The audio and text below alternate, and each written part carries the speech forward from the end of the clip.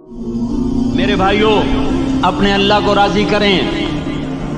جن دکانوں کے پیچھے نمازیں چھوٹ گئیں، جن دکانوں کے پیچھے سچ کو طلاق ہو گئی، جن دکانوں کے پیچھے دیانت چلی گئی، خیانت آ گئی، بددیانتی آ گئی، ہاں اللہ تعالیٰ قیامت کے دن کہے گا بددیانت سے، وہ تو نے جو امانت کھائی لے کے آ، وہ امانت جو تو کھا گیا تھا لے کے آ۔ کہے گا یا اللہ کہاں سے لاؤں، وہ تو دنیا میں رہ گئی۔ اللہ تعالیٰ فرمائیں گے پڑی ہوئی ہے جہنم میں، پڑی ہے، جا اٹھا کے لا۔ وہ جہنم میں کیسے جائے؟ تو فرشتے ماریں گے چل، اور وہ اس کو لے کے چلیں گے، اور چلتے چلتے دوزخ کا سب سے خطرناک حصہ حاویہ، وہاں اس کو لے کے جائیں گے جہاں منافق رہتے ہیں۔ بددیانت لوگ حاویہ تک چلے جائیں گے ایمان ہونے کے ساتھ بھی۔ امانت کو کھانے والے لوگ حاویہ میں چلے جائیں گے، جو منافقین کی آگ ہے اس میں۔ وہاں دیکھے گا تو جس کا مال دبایا تھا دنیا میں وہاں پڑا ہوگا، کہے گا اچھا یہاں پڑا ہے، اتنے میں وہ تباہ ہو جائے گا، اس کو اٹھائے گا، کندھے پہ رکھے گا، پھر اوپر چڑھنا شروع کرے گا، چڑھنا شروع کرے گا، چڑھنا شروع کرے گا۔ جب دوزخ کے کنارے پر آ جائے گا تو وہ اس کے ہاتھ سے چھوٹ جائے گا اور پھر حاویہ میں جا گرے گا۔ اس کے ساتھ فرشتے مار کر پھر کہیں گے جا واپس لے کے آ، پھر یہ واپس جائے گا، پھر اسے اٹھائے گا، پھر کندھے پہ لے کے چڑھے گا اور چڑھے گا اور چڑھے گا۔ جب کنارے پر آئے گا تو پھر اس کے ہاتھ سے چھوٹ جائے گی، اس کے پھر فرشتے مار کے نیچے گرا دیں گے، جا لے کے آ۔ اب یہ کبھی اس میں سے نہیں نکل سکتا۔ اس کمانے سے توبہ کریں، یہ کمانا جہنم میں لے جائے گا۔ اور ادھر دوسری سنو، سَيَعْلَمُونَ الْيَوْمَ مَنْ أَصْحَابُ الْكِرَامِ، ایک فرشتہ اعلان کرے گا آج پتہ چلے گا عزت والے کون ہیں، آج پتہ چلے گا عزت والے کون ہیں۔ أَيْنَ الَّذِينَ تَتَجَافَى جُنُوبُهُمْ عَنِ الْمَضَاجِعِ، کہاں ہیں راتوں کو اٹھ کے نمازیں پڑھنے والے؟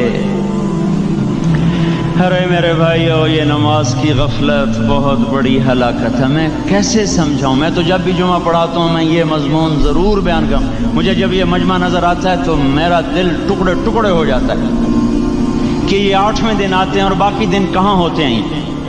یہ کیوں نہیں سمجھتے؟ ان کی آنکھ کیا ہو گیا؟ ان کے کانوں میں ڈاٹ لگ گیا، یا دل کے اوپر کوئی پردہ آ گیا، یا میں کوئی عربی میں بات کرتا ہوں جو سمجھ میں نہیں آتی، یا میں کوئی ان سے چندے کا مطالبہ کر رہا ہوں، یا کوئی اپنی ذات کے لیے سوال کر رہا ہوں، یا اپنی شخصیت کی دعوت دے رہا ہوں۔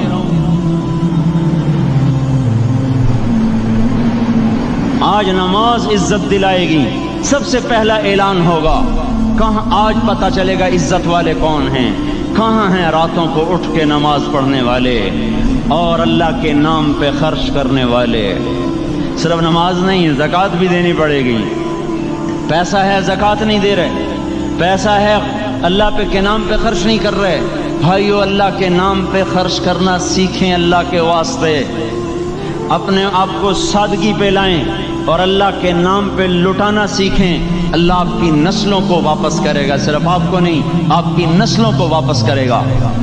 آپ اللہ کو قرضہ دے رہے ہیں، کسی ایسے ایرے غیر کو قرضہ نہیں دے رہے۔ یہاں مسجدیں والے چندے مانگ رہے، بھائی مسجد کو چندہ دو، مدرسوں والے چندے مانگ رہے، مدرسوں کو چندے دو۔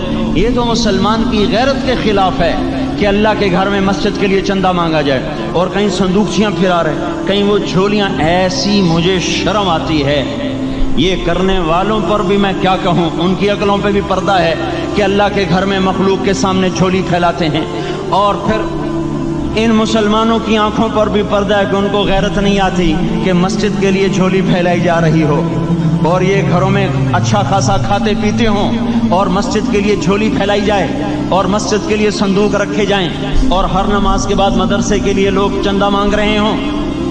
یہ ایمانی اور غیرت کے خلاف، مسلمان کی سخاوت کے خلاف ہے کہ اس طرح مسجد کے لیے جھولیاں پھریں اور مسجد کے لیے صندوق پھریں۔ ہم تو اللہ کے نام پہ بے دھڑک لگائیں، اقیم الصلاۃ و آتوا الزکاۃ، اقیم الصلاۃ و آتوا الزکاۃ 67 دفعہ یہ حکم چلا ہے، اور ہر دفعہ زکوٰۃ کے ساتھ نماز، نماز، زکوٰۃ، زکوٰۃ، نماز، نماز، زکوٰۃ، زکوٰۃ، نماز۔ نماز پڑھنے والے زیادہ ہیں نسبتاً زکوٰۃ دینے والوں سے، زکوٰۃ دینے والے تھوڑے ہیں، پیسہ جاتے ہوئے جان جاتی۔ ہمیں نہ دو، اپنے غریب رشتہ داروں کو تلاش کر کے دیں، اپنے غریب رشتہ داروں کو، اپنے غریب پڑوسیوں کو۔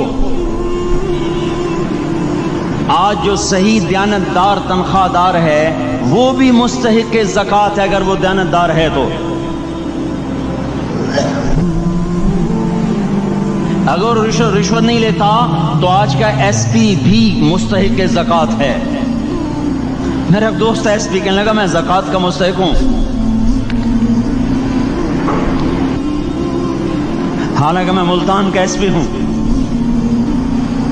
کہ 15 دن میرے گھر میں کبھی سالن پکتا ہے کبھی نہیں پکتا۔ اپنے اوپر صرف خرچ کرنا۔ بچے کو کھلونے کی خواہش تھی، 1000 روپے کے کھلونے لے کے دے دیے، کیا ظلم ہے یہ؟ 1000 روپے کے کھلونے بچے کو لے کے دے دیے، کیا اللہ نہیں پوچھے گا کہ اس 1000 سے کسی غریب کے گھر کا دیا جل سکتا تھا، اور کسی کے غریب کا ایک ہفتہ گزر سکتا تھا، تیرے کسی مسکین رشتہ دار کے گھر میں بھی کچھ سالن پک سکتا تھا۔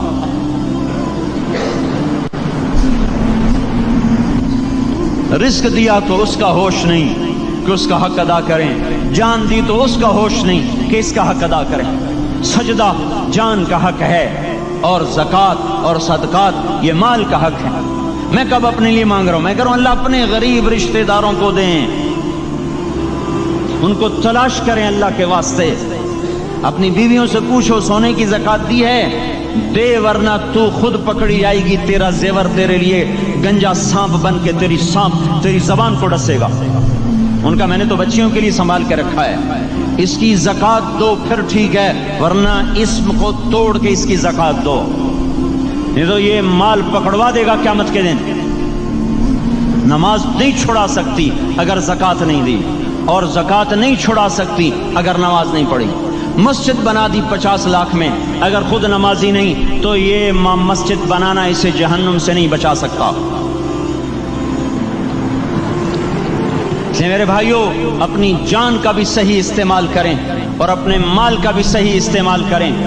ہم ایسے اندھے نہیں ہیں کہ جو بچے نے چاہا لا کے دے دیا، جو بیگم نے مانگا اٹھا کے دے دیا۔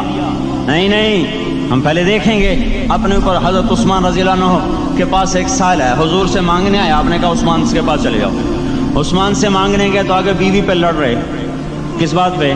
یوں کہہ رہے، وہ باہر چھوٹے چھوٹے گھر ہوتے تھے تو باہر آواز آ رہی، بیوی کو کہہ رہے اللہ کی بندی رات تو نے چراغ میں بتی موٹی ڈال دی، وہ بتی ڈالتے تھے نا اس کی روئی کی، تو تیل زیادہ جل گیا، تو یہ کہنے لگے یہ کس کنجوس کے پاس بھیج دیا؟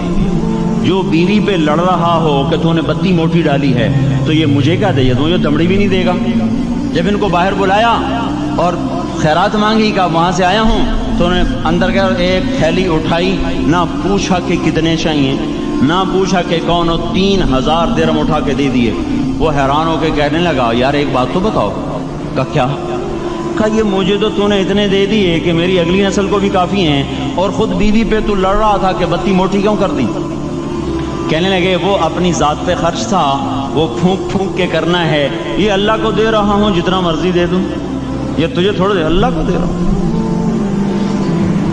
تو اپنی جان کو بھی لگائیں اللہ پر، اور اپنے مال کو بھی لگائیں اللہ پر۔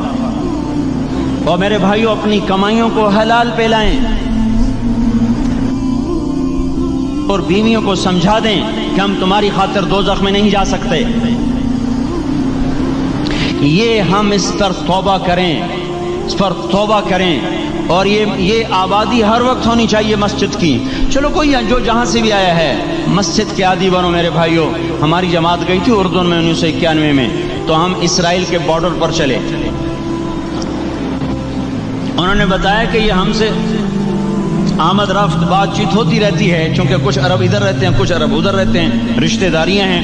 تو کہا یہ یہودی ہم سے پوچھتے ہیں تمہاری فجر میں نمازی کتنے ہوتے ہیں اور تمہارے جمعے میں نمازی کتنے ہوتے ہیں؟ ہم نے پوچھا یہ تحقیق کیوں کرتے ہو؟ ان کا ہماری کتابوں میں یہ ہے کہ جب فجر کی نماز کے نمازی اور جمعے کی نماز کے نمازیوں کی تعداد برابر ہو جائے گی تو یہودی دنیا سے مٹ جائیں گے۔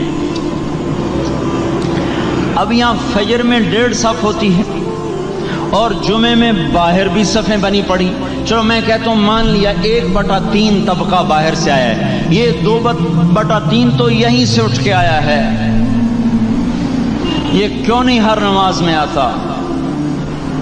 میرے بھائیوں اپنے حال پہ رحم کریں، اللہ کے واسطے میری پکار کو سنیں۔ میں آپ کو کوئی فلسفہ نہیں سمجھا رہا، میرا روزانہ ہر جمعہ جب آتا ہوں میں یہی مضمون بیان کرتا ہوں، میں روزانہ آپ کو نیا بیان سنا سکتا ہوں۔ 360 دن ہیں، میں اللہ کے فضل سے آپ کو روزانہ نیا 360 دن میں آپ کو 360 نئے بیان سنا سکتا ہوں۔